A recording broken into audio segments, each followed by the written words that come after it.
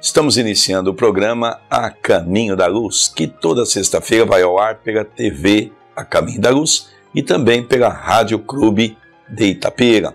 Estamos estudando a obra de Francisco Cândido Xavier, nesse primeiro bloco, falando da obra Nosso Lar. Vamos estudar hoje o capítulo 30, que fala sobre herança e eutanásia. Vale a pena nós estudarmos juntos, porque, se você lembrar, no capítulo passado, André Luiz está na Câmara de Retificação, estudando os pacientes na condição de enfermeiro, acompanhando Narcisa, acompanhando outros companheiros dedicados que trabalham em torno daqueles irmãos doentes. Hoje nós vamos ver um assunto em família que levou esse irmão ao desequilíbrio total. Tudo bem com você, André Luiz? Tudo bem, querido Sérgio. Gostaríamos de saudar os nossos amigos que estão nos ouvindo pela Rádio Clube de Itapira e também pela TV A Caminho da Luz. Que Deus, o nosso Pai, nos abençoe em mais esta oportunidade. Vamos então estudar esse capítulo tão interessante do livro Nosso Lar. Herança e eutanásia. Ainda não voltara a mim da profunda surpresa quando Salúcio se aproximou, informando a Narcisa: nossa irmã Paulina deseja ver o pai enfermo no pavilhão 5.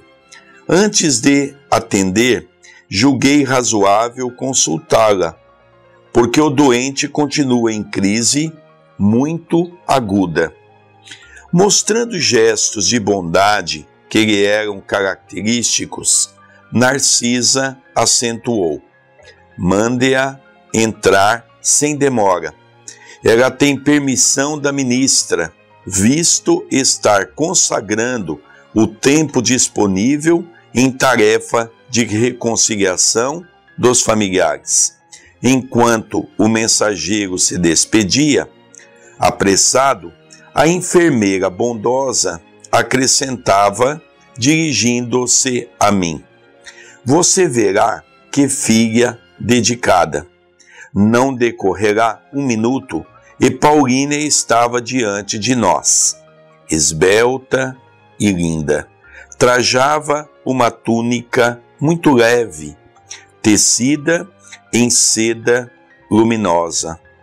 Angelical beleza caracterizava-lhe os traços fisionômicos, mas os olhos denunciavam extrema preocupação. Narcisa apresentou-a delicadamente e, sentindo talvez que poderia confiar na minha presença, perguntou algo inquieta: e papai, minha amiga? Um pouco melhor, esclareceu a enfermeira. No entanto, ainda acusa desequilíbrios fortes. É lamentável, retrucou a jovem. Nem ele, nem os outros cedem no estado mental a que se recolheram. Sempre o mesmo ódio e a mesma displicência. Aqui nós estamos observando o porquê que Jesus disse: vigiai e orai para não cairdes em tentação. Os desequilíbrios que nós vamos assumindo enquanto estamos encarnados, nós iremos levar conosco com a nossa desencarnação.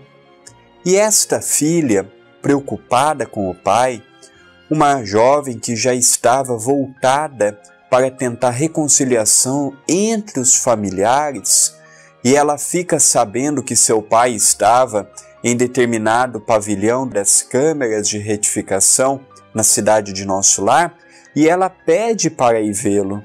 E quando ela vê a situação do pai, ela diz algo que muitos de nós estamos situados com os mesmos problemas. Quando ela diz, por exemplo, a respeito do ódio, a respeito da displicência. Quantos de nós que não sentimos ódio, muitas vezes são de encarnações passadas, mas nós não procuramos a modificação, não procuramos a corrigenda. E aqui nós estamos vendo como é que chega uma pessoa neste cenário no mundo espiritual. Interessante, André, eu gosto muito de comparar os nossos trabalhos de desobsessão. Porque, em alguns casos, os nossos amigos espirituais que dirigem as nossas atividades, quando vem uma entidade muito grotesca no campo das perseguições, um obsessor, que geralmente nós temos a imagem de um obsessor, a imagem de uma criatura ruim. E não necessariamente. Porque um obsessor é aquele que, na grande maioria das vezes, se encontra ofendido por alguma coisa que foi feito a ele, na qual ele não conseguiu perdoar. E em vários casos é permitido pela espiritualidade maior que naquele trabalho mediúnico o espírito seja conduzido a algumas imagens de uma existência anterior, para que ele possa ver o porquê que ele passou todo aquele sofrimento que gerou todo aquele ódio.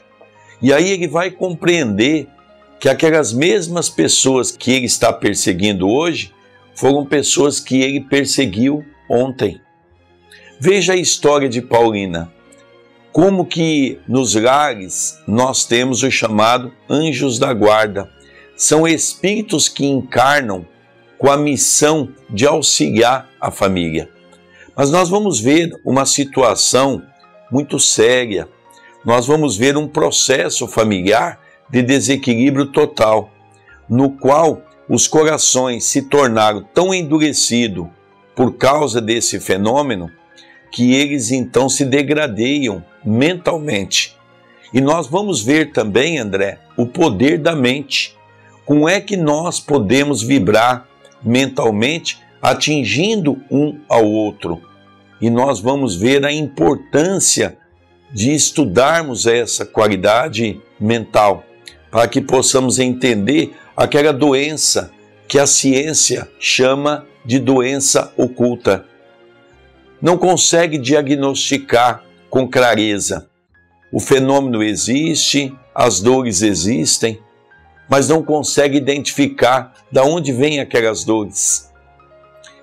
E hoje se sabe que um processo mental de desequilíbrio de um espírito encarnado ou de um espírito desencarnado, quando tem uma potência no pensamento, pode até jogar uma pessoa na cama.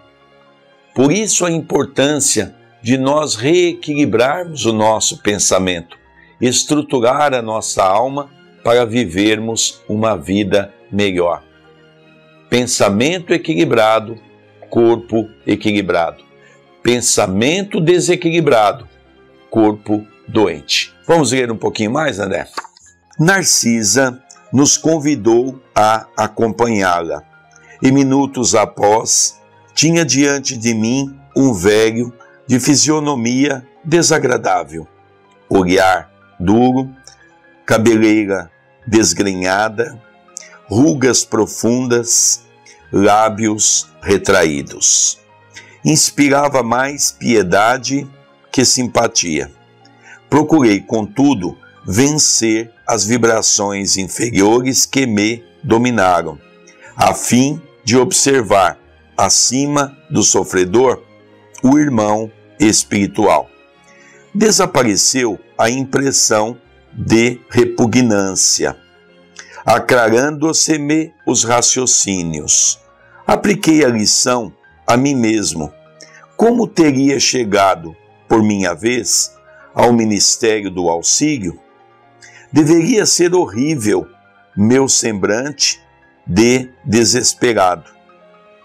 Quando examinamos a desventura de alguém, lembrando as próprias deficiências, há sempre asilo para o amor fraterno no coração. O velho enfermo não teve uma palavra de ternura para a filha, que o saudou carinhosa. Por meio do olhar que evidenciava aspereza e revolta, semelhava-se a uma fera humana enjaulada. Papai, o senhor sente-se melhor? Perguntou com extremo carinho filial. Ai, gritou o doente em voz estentórica. Não posso esquecer o infame. Não posso descansar o pensamento. Ainda o vejo a meu lado, ministrando-me o veneno mortal. Não diga isso, papai, pediu a moça delicadamente. Lembre-se de que Edelberto entrou em nossa casa como filho, enviado por Deus. Meu filho? Gritou o infeliz. Nunca, nunca. É criminoso, sem perdão, filho do inferno. Paulina falava agora com os olhos rasos d'água. Ouçamos, papai, a lição de Jesus, que recomenda-nos: amemos uns aos outros. Atravessamos experiências consanguíneas na terra para adquirir o verdadeiro amor espiritual. Aliás, é indispensável reconhecer que só existe um Pai realmente eterno, que é Deus, mas o Senhor da vida nos permite a paternidade ou a maternidade no mundo, a fim de aprendermos a fraternidade sem mácula. Nossos lares terrestres são cadinhos de purificação dos sentimentos, ou templos de união sublime, a caminho da solidariedade universal. Muito lutamos e padecemos, até adquirir o verdadeiro título de irmão. Somos todos uma só família na criação, sobre a bênção providencial de um Pai único. Eu acredito, André, que aqui nós devemos dar uma pequena parada, porque tem informações preciosas, né? Edilberto era o filho, pela qual havia envenenado o seu próprio pai. Logicamente, nós vamos ver um pouco à frente porque isso ocorreu. Logicamente, o ódio que carregamos do passado, ele revolve o coração da criatura humana no presente, e o materialismo tem sido o grande inimigo da criatura humana. Muitas vezes matamos até criaturas que nós amamos. A figura de um pai, de uma mãe, exatamente por obter coisas mais fáceis. Esse caso acontece todo momento. Ouvimos nos noticiários, seja televisivos, seja pela rádio, ou seja pelo jornal, ou pela internet, que hoje é um mecanismo rápido de informação, nós todos estamos a acompanhar todo esse quadro dos problemas familiares. É pais matando filhos, é filhos matando os pais. E essa irmã Paulina, André, tem a grande oportunidade de orientar o pai. Meu pai, nós só temos um pai, que é o Pai Celestial. Deus nos concede a nós a condição de podermos estar, ora na condição de pai, ora na condição de mãe. Sabedor de que nós não sabemos o nosso passado, mas sabedor também que Jesus nos ensinou o capítulo do amar, da conjugação, do verbo, da palavra amar. Não é mesmo, André Luiz? Com certeza. Esse problema que o livro nos narra, nós vemos na atualidade com uma naturalidade muito grande pela volúpia que passou a ter. É comum, seja no Brasil, seja fora do Brasil, um caso como este.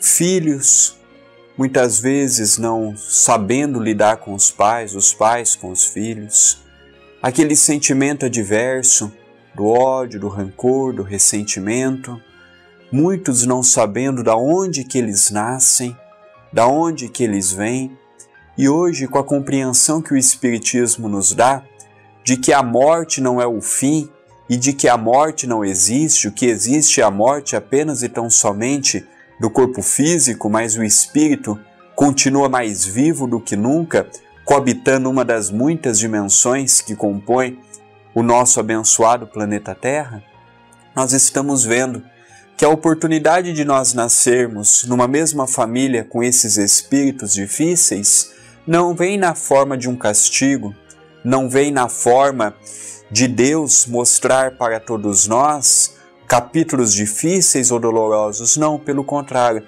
é para tentar numa mesma família começarmos a deixar aqueles sentimentos negativos para passar a ter os sentimentos positivos. Vamos ver mais um pouquinho, André, para nós podermos compreender esse drama familiar na qual o filho Edelberto veio a envenenar o seu pai.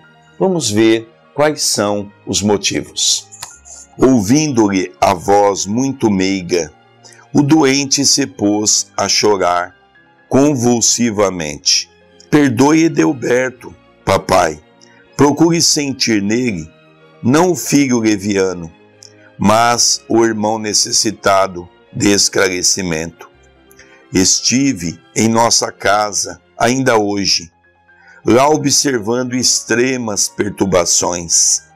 Daqui, deste leito, o Senhor envolve todos os nossos em fluidos de amargura e incompreensão. E eles lhe fazem o mesmo, por idêntico modo. O pensamento em vibrações sutis alcança o alvo, por mais distante que esteja. A permuta de ódio e desentendimento causa ruína e sofrimento nas almas. Mamãe recolheu-se, faz alguns dias, ao hospício, ralada de angústia. Amália e Cacilda entraram em luta judicial com Edelberto e Agenor, em virtude dos grandes patrimônios materiais que o Senhor ajuntou nas esferas da carne. Um quadro terrível, cujas sombras poderiam diminuir se sua mente vigorosa não estivesse mergulhada em propósitos de vingança. Aqui vemo-lo em estado grave. Na terra, mamãe louca e os filhos perturbados, odiando-se entre si, em meio de tantas mentes desequilibradas, uma fortuna de 1.500.000 cruzeiros. E que vale isso, se não há um átomo de felicidade para ninguém? Olha, quantas famílias que não passam por um drama deste? Quantas famílias, não necessariamente os pais matam os filhos para herdar, mas no momento derradeiro, nós todos sabemos que mais cedo ou mais tarde iremos desencarnar. Quantas famílias que não se desfazem no momento em que os pais desencarnam, na partilha dos bens, na divisão do patrimônio, um sempre se sente inferiorizado, um se sente sempre que o outro foi mais valorizado do que ele, e foi o caso que estava envolvendo toda aquela família, mesmo ele estando desencarnado, o pai, devido à sua mente desequilibrada, estava influenciando a família encarnada. E aquilo estava gerando muitos tormentos, levando a sua esposa ao hospício, levando seus filhos a um brigarem contra o outro. E vem a filha e questiona, do que adiantou ter amealhado milhões e milhões, ter deixado um patrimônio vastíssimo, se ele só serve para brigas, para desunir a família, para um ficar com um processo deste, outro com problema naquilo? E fica a pergunta para todos nós, o que vale mais, deixarmos um patrimônio moral ou um patrimônio físico para os nossos filhos? Vejamos que fato interessante. Ao mesmo tempo, corriqueiro. Todos os dias é só ir em qualquer tribunal, aqui no Brasil, em qualquer fórum, você vai ver aos milhares desses assuntos pertinentes aos patrimônios familiares. Cacilda, como nos diz aqui, Amália, duas irmãs, que tinham dois irmãos homens, Agenor e Edelberto. Esse homem tinha 4 filhos, 2 homens e 2 mulheres, e uma esposa. Logicamente, gastara todo o seu tempo à busca dos quesitos da matéria e não legou um centavo de amor para os seus filhos, ensinando-lhes apenas a importância do mundo e a importância de amontoar cada vez mais dinheiro. Mas há uma coisa aqui, André, que nós poderíamos estudar. O capítulo da obsessão nos ensinada por Allan Kardec através dos benfeitores espirituais, quando diz que o processo de obsessão se faz de desencarnado para encarnado, desencarnado para desencarnado, encarnado para desencarnado e encarnado para encarnado. Ou seja, nós podemos ter um processo obsessivo de um espírito que está a nos perseguir, como nós também podemos perseguir alguém em pensamento, seja estando no mundo espiritual, seja estando aqui no mundo carnal. Esse processo obsessivo se leva pelo ódio, e é o ódio que tem sido o grande mal da humanidade. Precisamos substituir o ódio pelo conhecimento. Jesus disse: conhecereis a verdade e a verdade vos libertará. O processo do ódio desse pai era tão intenso sobre os filhos e sobre a esposa, que a esposa não aguentou, ficou louca, foi internada no hospício. Os filhos degradavam-se diante de um fórum para tentar discutir quem receberia mais no processo da herança. E o pai, emitindo aquelas ondas vibratórias, e os filhos, da mesma maneira, ficavam se duelando em pensamento. Aqui poderíamos, logicamente, termos um programa de várias horas para podermos exemplificar a beleza e estudarmos esse grande problema da humanidade, que é o pensamento. O pensamento agora está sendo estudado nos campos científicos, logicamente sobre uma larga colaboração do próprio espírito de André Luiz, que através da mediunidade admirável de Francisco Cândido Xavier, trouxe para a humanidade o princípio da importância do pensamento e as consequências naturais do pensamento. Lembro-me de uma frase que Chico trouxe de Dr. Bezerra de Menezes, quando diz que o pensamento forma um equalizador de quadros. É verdade. Quando eu penso, o pensamento torna-se vida e torna-se matéria. Ele torna-se real. Por isso a importância de procurarmos reaver o nosso pensamento, tendo sempre em conta a nossa prece, um livro edificante, um pensamento bom para podermos sair dessa esfera dos pensamentos negativos que vêm até nós. Mas importante, André, é pensar que um agia de pensamento negativo contra o outro. O pai não admitia o que o filho fez, que foi o envenenar.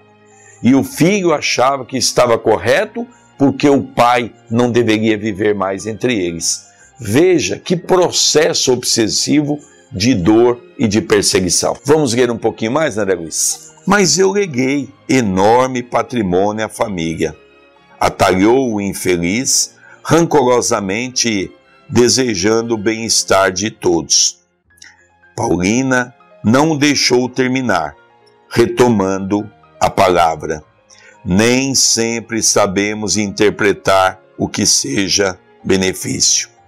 No capítulo da riqueza transitória, se o Senhor assegurasse o futuro dos nossos, garantindo-lhe a tranquilidade moral e o trabalho honesto, seu esforço seria de valiosa previdência.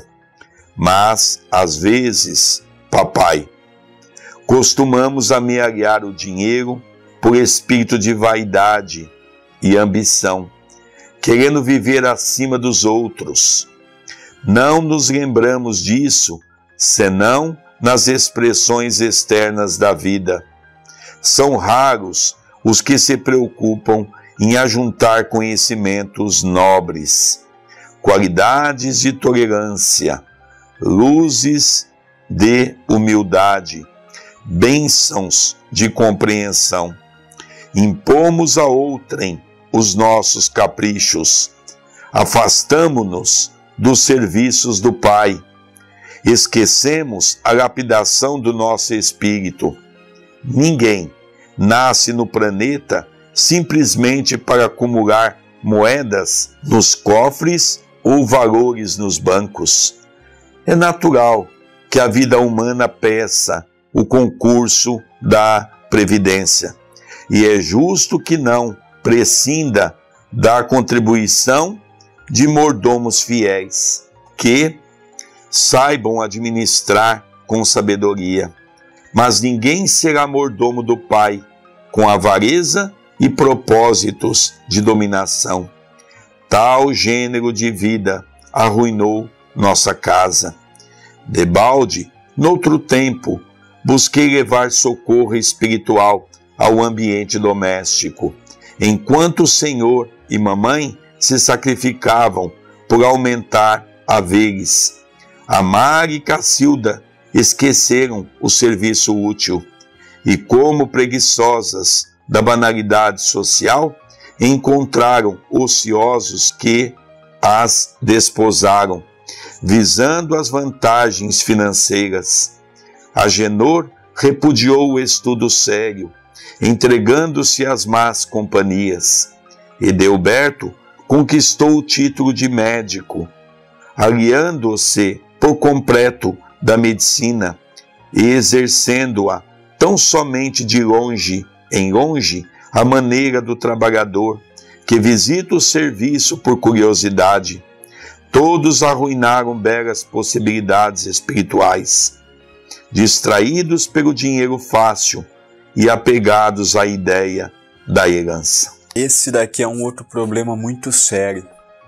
O pai deu a oportunidade dos filhos terem tudo de mão beijada, sem sacrifício, sem entenderem o valor que aquilo realmente tem e se perderam.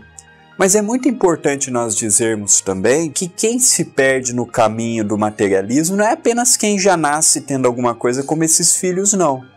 Tem pessoas que nasceram do nada e se prendem também a dizer por esta situação que o que tem não podem perder.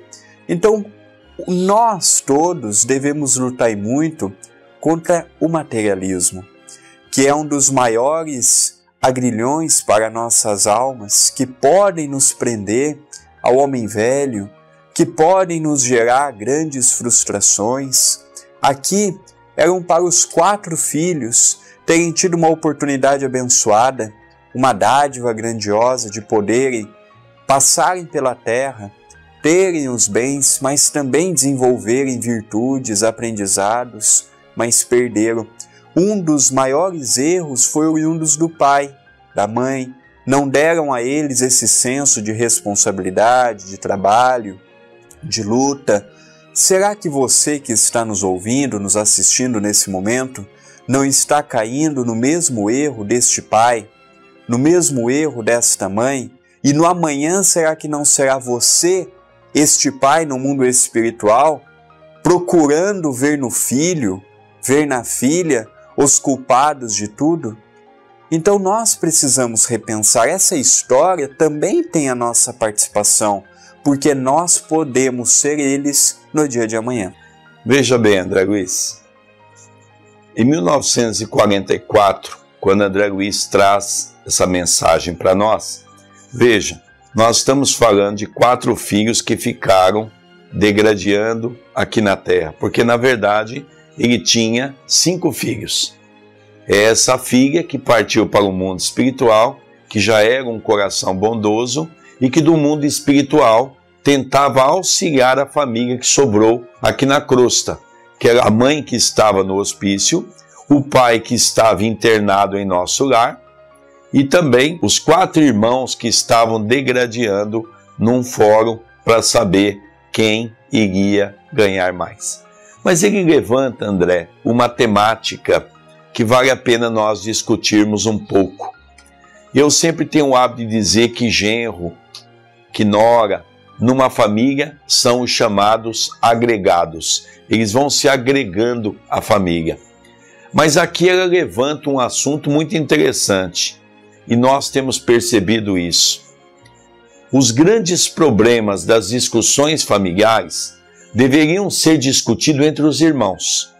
Mas o que ocorre é que os agregados, muitas vezes na ânsia de se aproveitar e ganhar um pouco mais, acabam fazendo a cabeça, seja da esposa, seja do marido, para com que a desagregação familiar aumente.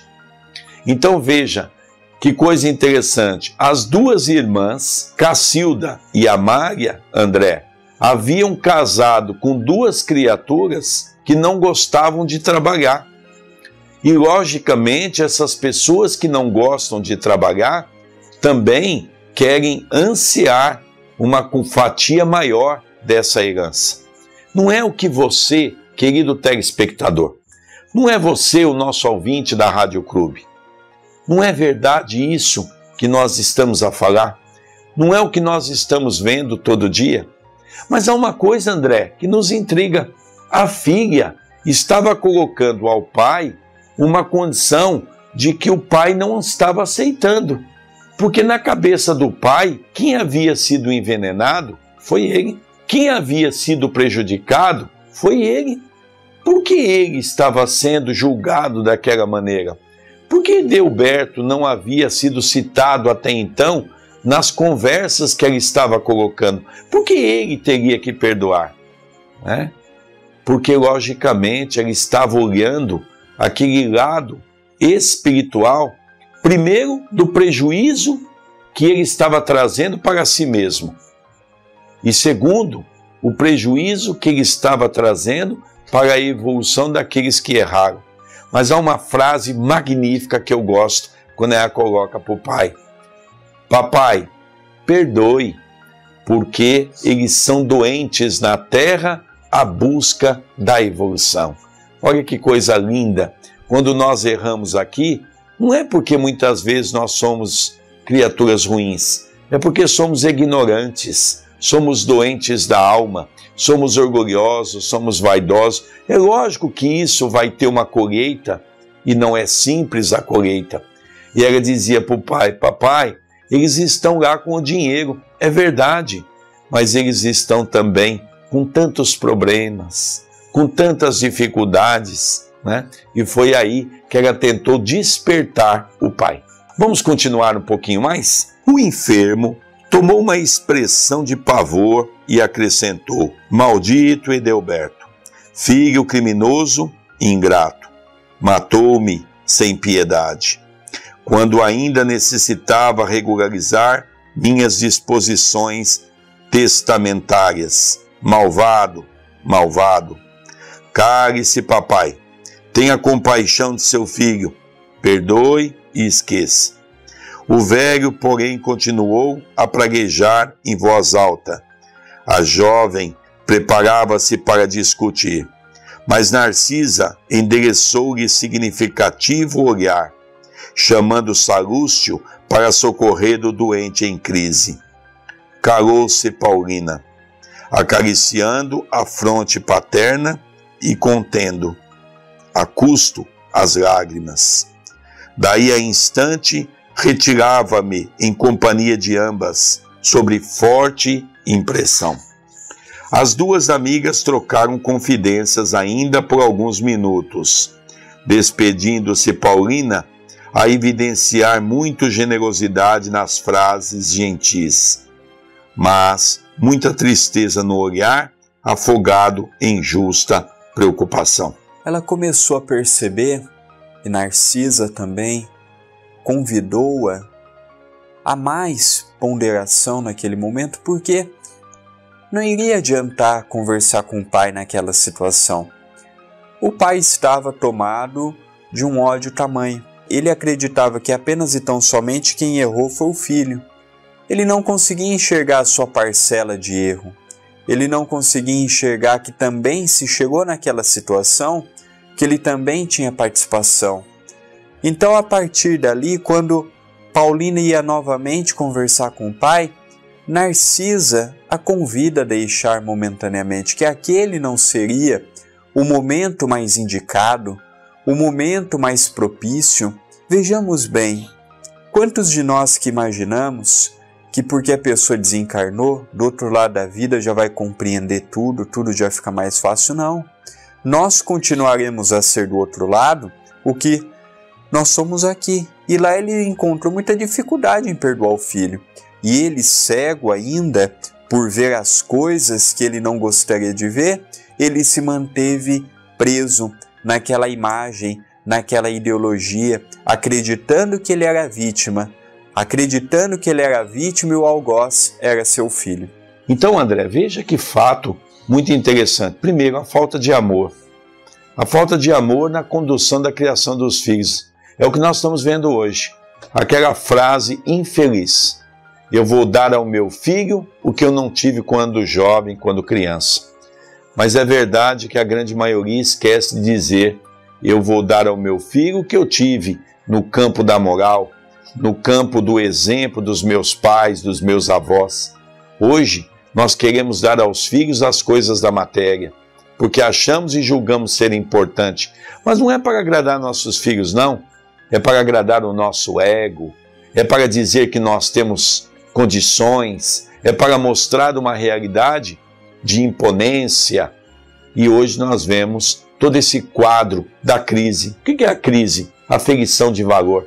É agora que nós estamos vendo as pessoas demonstrarem quem elas são. Por quê? Porque é na crise que você vê o valor humano, o valor da criatura, que muitas vezes despreza o ser humano para valorizar as conquistas aqui no mundo.